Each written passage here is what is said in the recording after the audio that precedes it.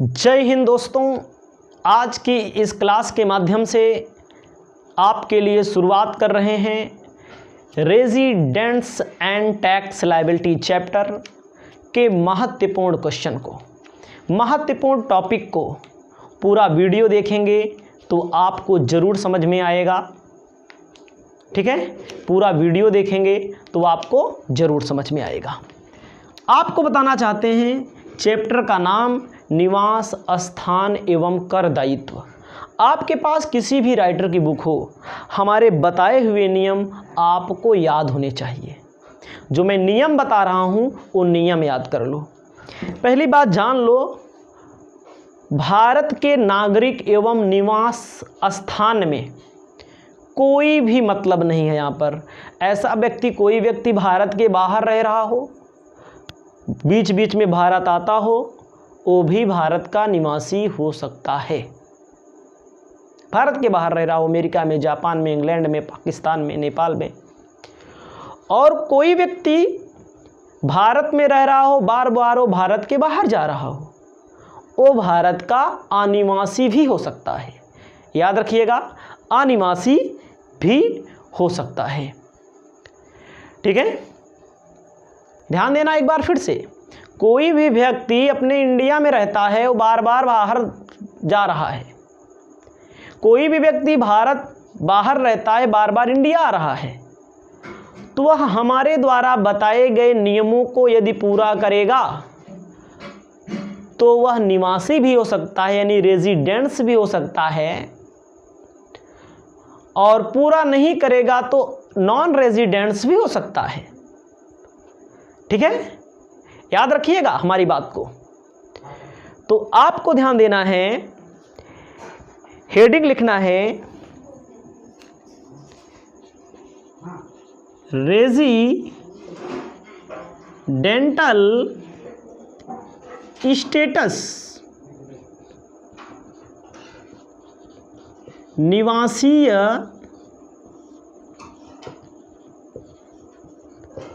स्थिति।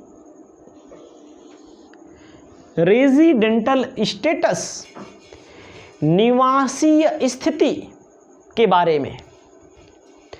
ठीक है, आपको बताना चाहते हैं, सबसे पहले आपको बताना चाहते हैं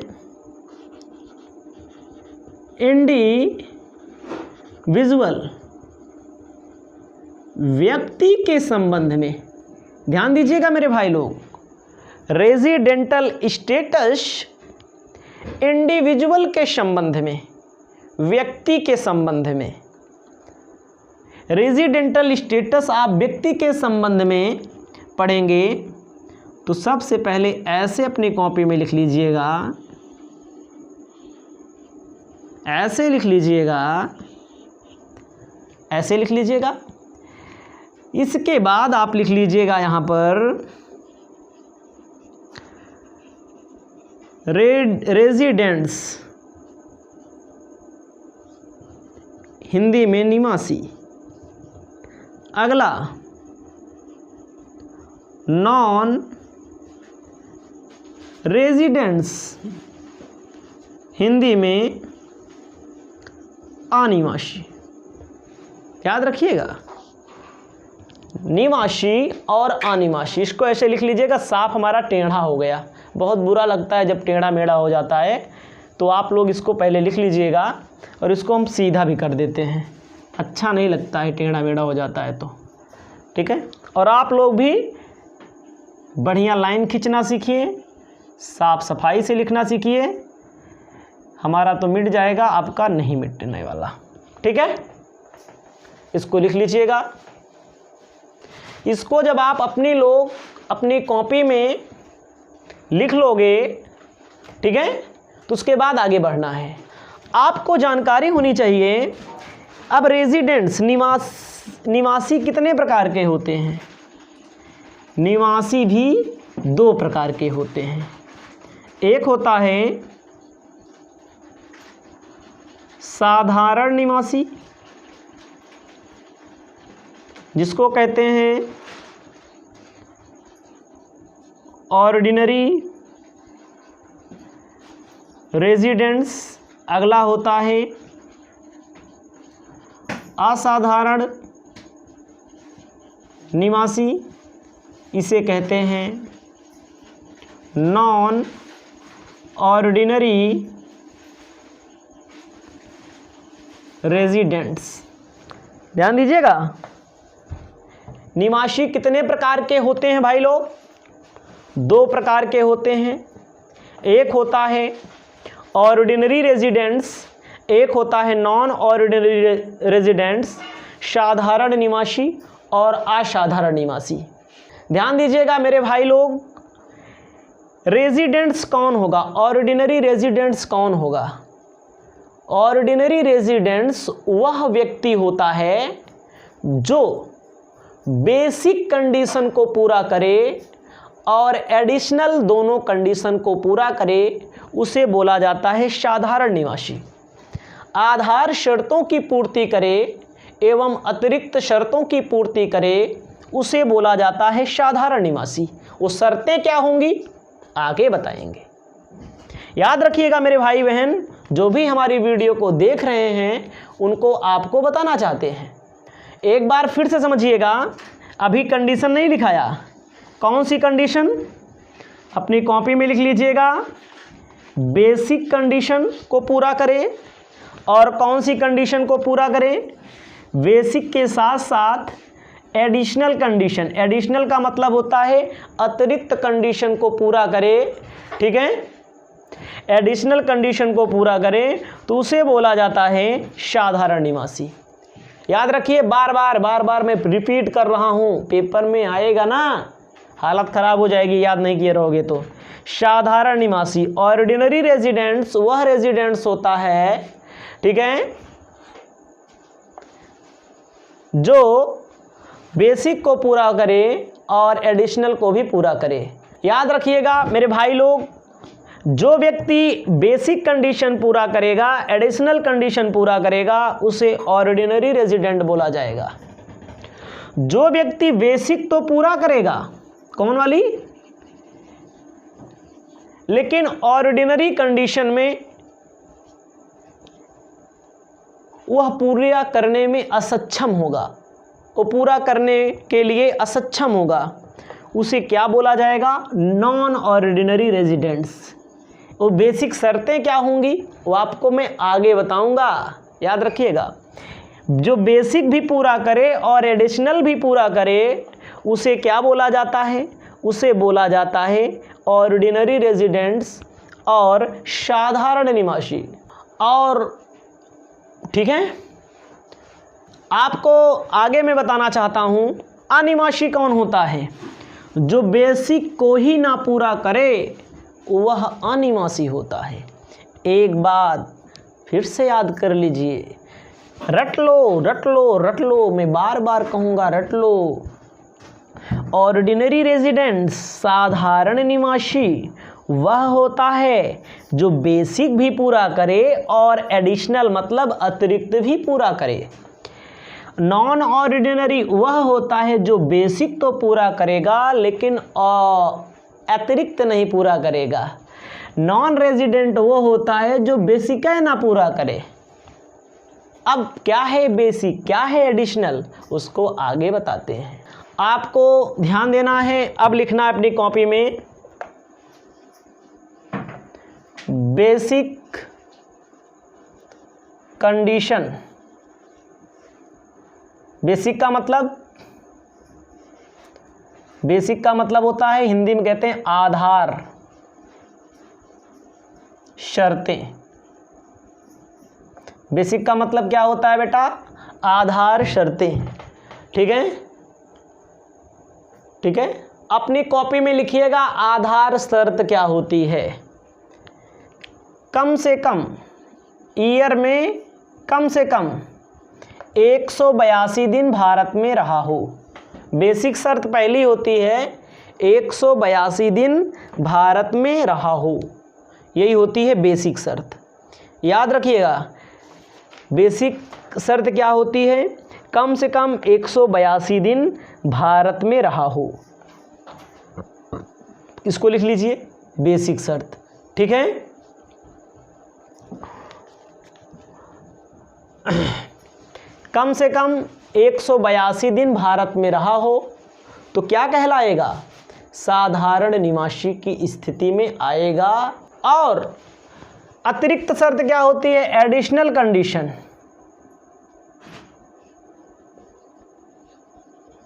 एडिशनल कंडीशन, अतिरिक्त शर्तें। कम से कम 182 दिन भारत में रहा हो, अतिरिक्त में 10 ईयर में 2 ईयर भारत में रहा हो, 10 साल में 2 साल, 7 वर्ष में 730 दिन भारत में रहा हो, उसे क्या बोला जाएगा? ध्यान दीजिएगा, बेसिक क्या होता है? बेसिक एक शर्त और है, वो अपवाद के तौर पे है। गत वर्ष में 60 दिन, गत वर्ष प्रीवियस ईयर में 60 दिन, प्रीवियस ईयर के पहले 4 वर्षों में, यही सब नियम है। याद रखिएगा, जो बेसिक भी पूरा करे, एडिशनल भी पूरा करे, उसे बोला जाएगा क्या? उसे बोला जाएगा रेजिडेंट्स, ऑर्डिनरी रेजिडेंट्स। जो बेसिक को पूरा करे लेकिन इनको नहीं पूरा करे तो नॉन ऑर्डिनरी रेजिडेंट्स। जो बेसिक ही ना पूरा करे वो नॉन रेजिडेंट, अनिवासी। एक टॉपिक समाप्त हो गया। ध्यान दीजिएगा, आपको अपनी कॉपी में लिखना है हिंदू अनडिवाइडेड फैमिली, हिंदी में बोलते हैं हिंदू अविभाजित परिवार। सुने होंगे बहुत, कोई बताए? ध्यान दीजिएगा, यहाँ पर हिंदू अविभाजित परिवार में हिंदू, मुसलमान, सिख, ईसाई, पारसी, बौद्ध, जैन, इससे नहीं मतलब, सब एक हैं। हिंदू का मतलब केवल हिंदुओं से ही नहीं है, मैं भी हिंदू हूँ, आप भी हिंदू होंगे, कोई मुस्लिम होगा, कोई सिख होगा, कोई ईसाई होगा, कोई पारसी होगा, कोई बौद्ध होगा। हिंदू अविभाजित परिवार का मतलब होता है ऐसा परिवार, जैसे किसी बनिए का परिवार। आप देखिए ना, बनिया अगर कोई हो तो बुरा मत मानिएगा भाई, बनिया शब्द बहुत अच्छा शब्द है, ठीक है। और आपको बताना चाहते हैं, एक बार फिर से समझ लीजिए, हिंदू अविभाजित परिवार किसे कहते हैं? ऐसा परिवार जो बड़ा सा होता है, किसी बनिए का परिवार होता है तो लिखेंगे फलाने एंड सन्स, मतलब पिता का नाम लिखा रहेगा, एंड सन्स एंड ब्रदर्स। उस बिजनेस का मालिक उसके घर का मुखिया होता है, ठीक है। उस बिजनेस का मालिक घर का मुखिया होता है। मान लीजिए हमारे घर के मालिक हमारे पिताजी हों और हम लोग भले कमाते हों, और जो ओ कहें उन्हें कर्ता बोला जाएगा, मेन ओ होंगे। और एक बनिया होता है, एक व्यक्ति होता है, एक व्यापारी होता है, एक व्यक्ति है मुखिया। बहुत सारे सदस्य होते हैं बिजनेस में जो काम करते हैं और पैसा कमाते हैं, कई सारे सदस्य होते हैं। तो जो मुखिया होता है, जो बड़ा होता है, ज्येष्ठ होता है, जो उसे क्या बनाया जाता है? कर्ता बनाया जाता है। उसी के ऊपर टैक्स लगता है, वही विवरण होता है, वही जिम्मेदार होता है, उसके ऊपर असीमित दायित्व होते हैं, ठीक है। तो जान लीजिए, अगर कोई जो मुखिया है वो मर जाएगा तो कर्ता किसे बना दिया जाएगा? जैसे पहले के ज़माने में राजा महाराजा रहते थे, अगर राजा की मृत्यु हो जाए तो राजा के सबसे ज्येष्ठ पुत्र, सबसे बड़े पुत्र को क्या बनाया जाता था? राजगद्दी सौंपी जाती थी। राजा दशरथ के 4 पुत्र थे, राम, लक्ष्मण और कौन से? शत्रुघ्न और भरत और शत्रुघ्न। तो जब मृत्यु होती है राजा दशरथ की तो किसको सौंपा जाता है राजगद्दी? राम को सौंपा जाता है, लेकिन राम को जाना पड़ता है वनवास। जब राम को वनवास जाना पड़ता है तो ठीक है, तो क्या होता है? सबसे ज्येष्ठ पुत्र को राजगद्दी सौंपी जाती। किसको राजा बनाया गया? राम को। राम जब वनवास चले गए तो उनके स्थान पर कौन बना? उनसे छोटे बने नहीं थे, मतलब बनाया गया था, ज़बरदस्ती बनाया गया था, वो बन भी नहीं रहे थे। बाद में जब लौट कर आते हैं श्री रामचंद्र जी तो क्या होता है? पूरा हिसाब किताब देखते हैं पूरे राज दरबार का। समझ रहे हैं कि नहीं? तो क्या हुआ? हिंदू अविभाजित परिवार तब भी इसका मतलब लागू था। आज के समय में बिजनेस में है, पहले राजाओं महाराजाओं के यहाँ लागू होता था। ये सब चीज़ के बारे में आप सुने भी होंगे। हिंदू अविभाजित परिवार जो होता है मेरे भाई लोग, इसमें दो होते हैं। इसको लिखिए, इसमें दो होते हैं। इसमें होते हैं रेजिडेंट्स, इसमें होते हैं नॉन रेजिडेंट्स। हिंदी में बोलते हैं निवासी, अगला बोलते हैं अनिवासी। इसके अंतर्गत ऑर्डिनरी, नॉन ऑर्डिनरी, ऐसे लिख लीजिएगा। Ordinary residence, non ordinary residents. साधारण निवासी,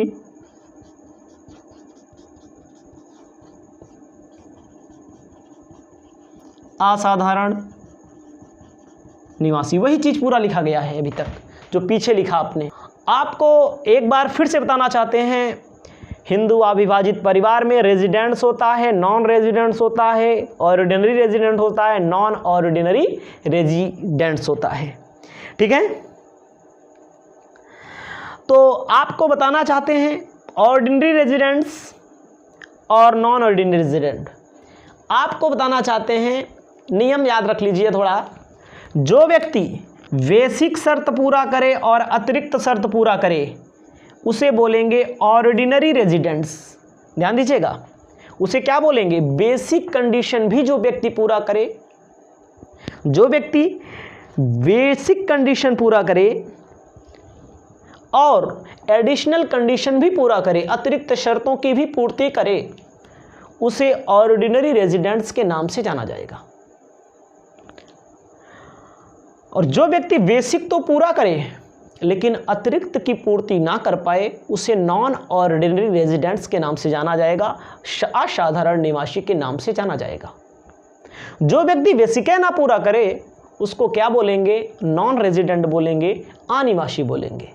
याद रखिएगा, निवासी किसे बोला जाता है? वह व्यक्ति जो बेसिक शर्तों की पूर्ति करे एवं अतिरिक्त शर्तों की पूर्ति करे, उसे बोला जाएगा ऑर्डिनरी रेजिडेंट्स। और जो बेसिक को तो पूरा करता है लेकिन अतिरिक्त को पूरा करने में उसकी हालत खराब हो जाती है, नहीं पूरा कर पाता है, उसे नॉन ऑर्डिनरी रेजिडेंट्स कहेंगे। और नॉन रेजिडेंट्स किसे कहेंगे? अनिवासी किसे कहेंगे? जो एक को ना पूरा करे, बेसिक ना पूरा करे। और शर्तें क्या हैं? उन शर्तों के बारे में हम आपको आगे बताने जा रहे हैं। और आपको बताना चाहते हैं बेसिक शर्त क्या होती है हिंदू अविभाजित परिवार की। बेसिक कंडीशन क्या होती है हिंदू अविभाजित परिवार की? बेसिक कंडीशन में प्रबंध व नियंत्रण, इंग्लिश में भी बता दे रहे हैं, कंट्रोलिंग एंड मैनेजमेंट कहाँ से हो? इंडिया से हो। अगर प्रबंध व नियंत्रण इंडिया से होता है तो उसे क्या कहते हैं? उसे कहते हैं बेसिक शर्तों को पूरा कर लिया गया, चाहे आंशिक रूप से हो चाहे पूर्ण रूप से हो, तो उसे कहेंगे बेसिक कंडीशन को पूरा कर लिया गया, चाहे आधा हो, अधूरा हो या पूरा हो। और अतिरिक्त शर्त क्या हुई है? 10 ईयर में 2 ईयर, 7 ईयर में 730 दिन, 10 साल में 2 साल, 7 साल में 730 दिन, भारत में रहा हो और ये दोनों शर्तों की पूर्ति करे, उसे बोला जाएगा कौन सा? ऑर्डिनरी रेजिडेंट, साधारण निवासी। पता लगा ए वाला पूरा कर लिया और ए एडिशनल नहीं पूरा कर पाया तो उसे बोलेंगे असाधारण निवासी। अब पता लगा पहला ही नहीं पूरा कर पाएगा तो उसे बोलेंगे अनिवासी। फिर समझो, प्रबंध व नियंत्रण, कंट्रोलिंग एंड मैनेजमेंट अगर इंडिया से हो, चाहे पार्टली चाहे फुली, तो उसे क्या बोला जाएगा? कंट्रोलिंग एंड मैनेजमेंट अगर इंडिया से हो, पार्टली या फुली, तो उसे बोलेंगे प्रबंध व नियंत्रण भारत से है और अतिरिक्त शर्तों की भी पूर्ति करे तो उसको बोला जाएगा ordinary residents. Controlling management India से है लेकिन एडिशनल कंडीशन नहीं पूरा कर पाता तो उसे बोला जाएगा non ordinary residents, non ordinary. पता लगा बेसिक ही नहीं पूरा कर पाया तो उसे बोला जाएगा नॉन रेजिडेंट्स। इसको लिख लीजिएगा। फिर हम आगे चलते हैं। ये सारी चीज़ें लिखने के बाद आपको हम आगे जब ले चलेंगे तो आगे आपका बहुत मज़ा आने वाला है आप लोगों को।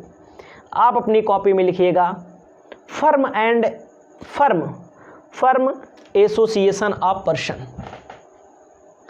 आपको अपनी कॉपी में लिख लेना है firm and association of person,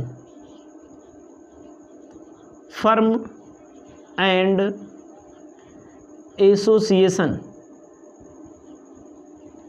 of person ना, हिंदी में बोलेंगे फर्म एवं व्यक्तियों का संघ। फर्म किसे कहते हैं? ठीक है, फर्म किसे कहते हैं आपको जानकारी होनी चाहिए। फर्म किसे कहते हैं? फर्म का मतलब जैसे हम हैं और आप हैं, मिल करके साझेदारी संस्था स्थापित कर ले, हम साझेदार कहलाएंगे, आप सभी लोग साझेदार कहलाएंगे। फर्म क्या है? ए बी सी डी, 4 लोग मान लीजिए। इन 4 लोग को जब इकट्ठा कर दिया जाएगा और जो काम करेंगे, जो दुकान होगी, जो बिजनेस होगा, उसका जो नाम लिख दिया जाएगा उसे फर्म कहेंगे। उसे क्या कहेंगे? उसे फर्म के नाम से जाना जाएगा। ये दुकान है, हम लोग साझेदार, ए साझेदार, बी साझेदार, सी साझेदार, डी साझेदार, अलग अलग पार्टनर हैं। जब इनको इकट्ठा एक बंधन में पिरो दिया जाता है, उस बंधन का कोई नाम रख दिया जाता है तो उसे फर्म कहा जाता है। व्यक्तियों का संघ किसे कहते हैं? ए हैं, बी हैं, सी हैं, डी हैं, आपस में कोई संगठन बना लें, ऑर्गेनाइजेशन बना लें, एसोसिएशन बना लें तो उनके लिए क्या होगा? इनके लिए भी टैक्स का नियम है, इनके लिए रेजिडेंट्स, नॉन रेजिडेंट्स, निवासी, अनिवासी। याद रखना, निवासी किसे कहेंगे, अनिवासी किसे कहेंगे। तो याद रखना, अगर मैनेजमेंट, प्रबंध व नियंत्रण भारत से होगा तो उसको क्या बोला जाएगा? रेजिडेंट्स। प्रबंध व नियंत्रण, मैनेजमेंट एंड कंट्रोलिंग भारत से ना हो तो उसे क्या बोला जाएगा? अनिवासी बोला जाएगा। प्रबंध व नियंत्रण, कंट्रोलिंग एंड मैनेजमेंट अगर इंडिया से होगा तो रेजिडेंट्स बोला जाएगा। कंट्रोलिंग एंड मैनेजमेंट इंडिया से नहीं होगा तो अनिवासी बोला जाएगा। अब यहीं पर हम काट देते हैं, कंपनी किसे कहते हैं? अब नियम अगला आ गया, आपको दोबारा लिखना पड़ेगा। कंपनी जिसका मुख्य कार्यालय, मुख्य ऑफिस, हेड ऑफिस इंडिया में हो उसे कहा जाएगा क्या? उसे कहा जाएगा रेजिडेंट्स। अगर इंडिया के बाहर से काम होता है, कंट्रोल पावर इंडिया के बाहर है तो उसे बोला जाएगा अनिवासी। अगर भारतीय कंपनी एक्ट में रजिस्ट्रेशन हुआ है तो इंडियन कंपनी, विदेशी कंपनी एक्ट में रजिस्ट्रेशन हुआ है तो विदेशी कंपनी के नाम से जाना जाएगा। आगे अदर के लिए भी यही होगा। अगर कंट्रोलिंग पावर इंडिया में है तो ऑर्डिनरी रेजिडेंट्स, अगर कंट्रोलिंग पावर इंडिया के बाहर है तो नॉन ऑर्डिनरी रेजिडेंट्स। इसे अपनी कॉपी में सबसे पहले लिख लो।